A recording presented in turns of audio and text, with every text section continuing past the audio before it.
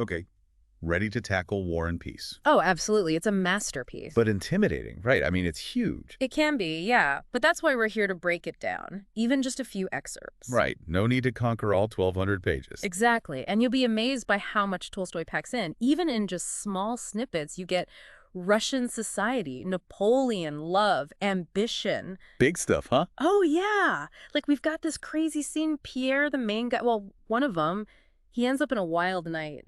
A bear? A policeman? Wait, a bear? Seriously.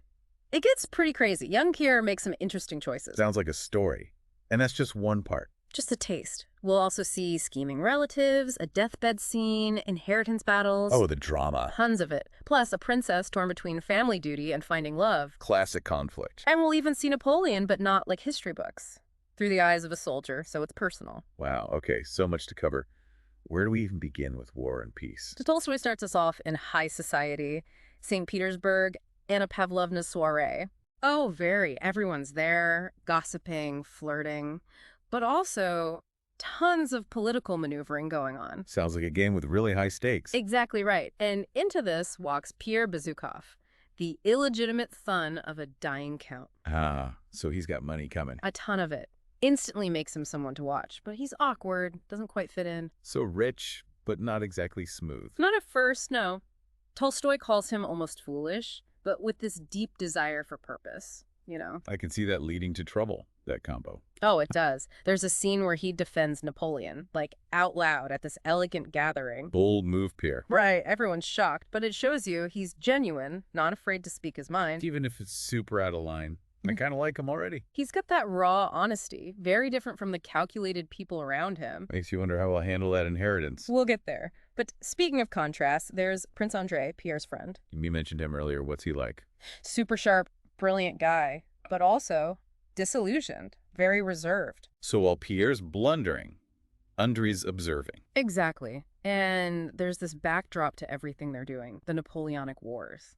Right, that's huge context. Right. For those who don't know, what's the deal there? So Napoleon's France is basically dominating Europe. Russia's caught up in it all, this sense of impending doom. Like everyone knows things are about to change. Totally. And Tolstoy weaves it in so subtly. There's this French Viscount telling a story about Napoleon. Like a personal anecdote. Yeah, very captivating, but it hints at the violence to come, you know? Foreshadowing. So even at fancy parties, war's on their minds. Under the surface. Always. And people react differently. Prince Andrei, he's almost drawn to the war. Like it's an escape from regular life. Could be. Whereas Pierre, at this point, clueless. Too caught up in his own stuff. Fair enough. And what about the women? You said they had power too, right? Oh, absolutely. Think Anna Pavlovna, Princess Drubetskaya. They're masters of social manipulation. Pulling strings from the sidelines. Exactly. Scheming, using charm to get what they want for their sons. So power isn't just for men in this world. Not at all. And that's just the beginning. Tolstoy packs so much in. And then there's the whole inheritance thing, right? The Count, Pierre's father, he dies. Oh, yeah, that kicks off a whole other level of craze. Like sharks circling, right? Yeah. All his relatives wanting a piece. Tolstoy makes it almost funny. They all descend on the house, each with their own plan. So it's Monopoly with way higher stakes. Exactly. You've got Prince Vasily, smooth operator. He's all calculated moves, whispering in corners. The puppet master. Totally. Then there's Anna Mikhailovna, almost the opposite. She's desperate. You can feel it. More emotional. So much. Like, her heart's on her sleeve, begging for her son's future. Makes Vasily look like ice. Makes you wonder if either approach works. Well, and where's Pierre in all this? Yeah, poor guy. In over his head. Completely. He's got this huge fortune, no idea what to do with it, super naive. So almost more vulnerable now that he's rich. Right. Tolstoy's asking, what does sudden wealth do to a person, especially if they didn't earn it? Good question. Seems like Pierre needs a guidebook or something. He's going to learn the hard way, I think. But then we meet a whole different family. The Rostovs. You mentioned them before. They're the good guys. Not exactly good guys, but they're warm, vibrant, total contrast to the Bezukhovs. So, like, actual love and connection. Tons of it. Especially Natasha. She's the daughter. Full of life, energy. You almost root for them instantly. Tolstoy knows how to make you feel something, huh? Oh, he's a master at that. But back to Prince Andrei. He's off to see his dad, remember? Right, Bald Hills. Big estate, right. Enormous. And the father, the old prince, He's a character and a half. In what way? Eccentric, demanding, has a whole schedule worked out, hates idleness. People call him the King of Prussia. No kidding. I bet HE and Andrei don't always see eye to eye. You got it. Old order versus Andrei searching for meaning. It's gonna clash. And the daughter, Princess Maria, what's her deal? Devoted to her dad, but you can tell it's tough. Super religious, finds peace in her faith. So not exactly a social butterfly? Not really, but there's this longing in her, wants love, family, and then Anatole shows up. Oh, trouble. Big time. Anatole Kuragin, son of our pal Prince Vasily, handsome, charming, but a total scoundrel. Oh no, this can't be good. It's not. Let's just say, at Bald Hills, things are gonna get messy. Tolstoy's got a lot of plots weaving together here. That's War and Peace for you. Huge scope, but every little story matters. And on top of it all... War is still brewing. Yep. We see Kutuzov, the Russian commander, gets this ridiculously optimistic letter from the Austrians. Allies. Supposedly. Yeah. But Kutuzov, he's not buying it. He can see right through it. The whole alliance is shaky. Oh, he knows it's doomed. Basically. Meanwhile, young Nicholas Rostov, he's all gung-ho, can't wait to fight. Heroic, but naive. Andrei's probably thinking, kid, you have no idea. Pretty much. Plus, Tolstoy shows us war is not all glamorous. There's this disastrous inspection. Like they were prepared. At all. Confusing orders, Denisov almost gets court-martialed over some stolen food. Wait, seriously, for that? Yeah, sounds ridiculous, right? But that's Tolstoy's point. War is messy, often absurd. Not some noble quest. Reality check. Big time. And it all builds up to the Battle of Austerlitz. Turning point for a lot of folks. I bet this is where Andrei sees the light, so to speak. You got it. He goes in wanting glory, like Napoleon had at Toulon. Prove himself. Right. It's brutal.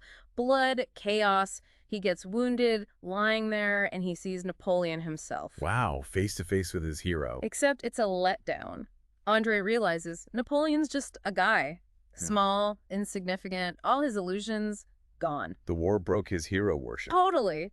While Nicholas, he's still starry-eyed, gets attention from the Tsar, thinks it's all amazing. Two very different reactions. Right, but life has a way of changing everyone's views eventually. All right, back to War and Peace. So much has happened. Where do we even pick up? Well, everyone's dealing with the aftermath. Austerlitz really shook things up. Yeah, especially Pierre. He was already kind of lost, and now? Searching for meaning big time. Tolstoy has him trying all sorts of things. Like what? Well, he gets into Freemasonry. The rituals, the principles. It appeals to him. So like finding a group to belong to. Yeah, that's part of it, but also a moral code, a way to be a better person. Like he's finally taking charge. But he's still stuck in that awful marriage. Oh, yeah, Helene. That was never going to work out. No real connection there. More of Prince Vasily's scheming, right? Probably. Shows how empty that high society life can be. And Prince Andrei, is he off searching for meaning too? He is, but in a different way. Less about rituals, more about understanding life itself. After seeing war firsthand, kind of makes sense. Right. He's not chasing glory anymore. There's this great scene, him and Pierre talking by the river. Getting deep, huh? Oh, yeah. Andrei has this realization about the beauty of simple things.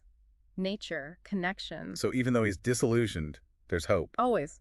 Tolstoy's good at showing that, how human connection matters, even when things are tough. And speaking of tough, what about Natasha? The girl got her heart broken. It takes time, but she heals. Her family helps. The Rostovs are good at that. The Christmas scene. You mentioned that before. It's happy. Oh, it's lovely. Natasha and Nicholas dancing. Everyone's so full of life. It's like renewal, you know? Even with war going on, there's still joy to be found. Exactly. Though there's also Sonia. She loves Nicholas, but he doesn't love her back. Bittersweet then. Happiness for some, but not everyone gets what they want. Very true. And that's kind of the feeling you get at the end of War and Peace, you know? Life is vast, messy. Full of everything, good and bad. Exactly. It makes you think about purpose, relationships, how people endure. Big themes, huh? No wonder it's such a classic. It really stays with you. And I hope folks listening will give it a shot, read the whole thing. Even if it takes a while. Worth it, right? Absolutely. Pay attention to the little moments, the conversations. That's where Tolstoy's magic is. Good advice. Sometimes the small stuff tells us the most. So true. Well, that brings us to the end of our War and Peace deep dive. Thanks for joining us. And until next time, happy reading, everyone.